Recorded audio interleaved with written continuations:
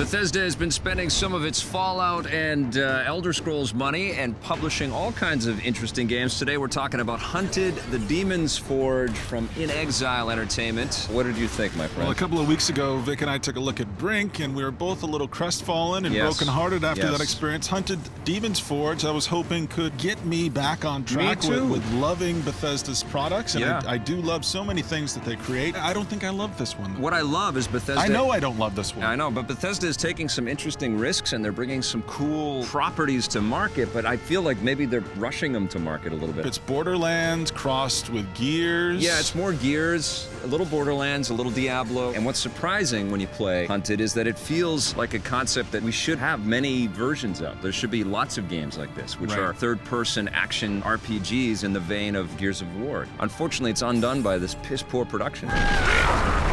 It's poorly executed. The game stars two different characters. You got sort of a brutish character whose default weapon is a mace, and you also have a hot, sexy elf lady. She's called Panty Flash. Panty Flash, I think, is her elven name. She wields a bow by default, but you think that these two characters working together, the guy who's the heavy and the woman who's sort of the sniper who needs to stay back, that would be sort of a nice tandem.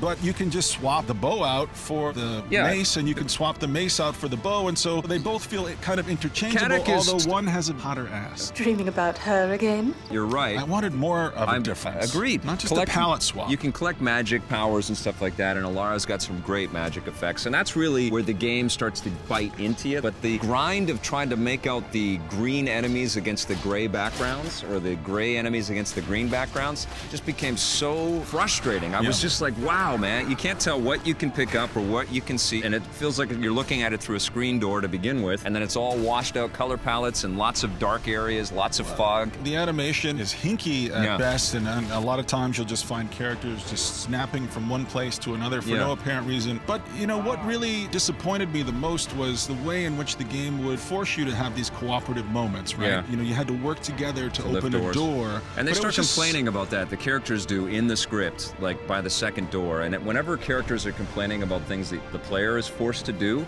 you've made a bad choice in your design. I'd like to find whoever built all these doors and kick them in the throat.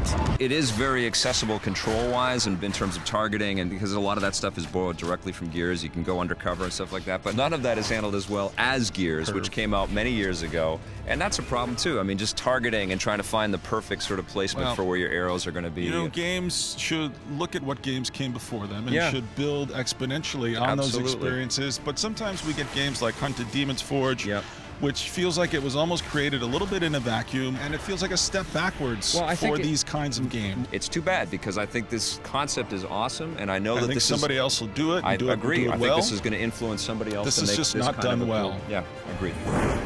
I'm going to give it a 6 out of 10. What are you going to give it? I'm going to give it a 4.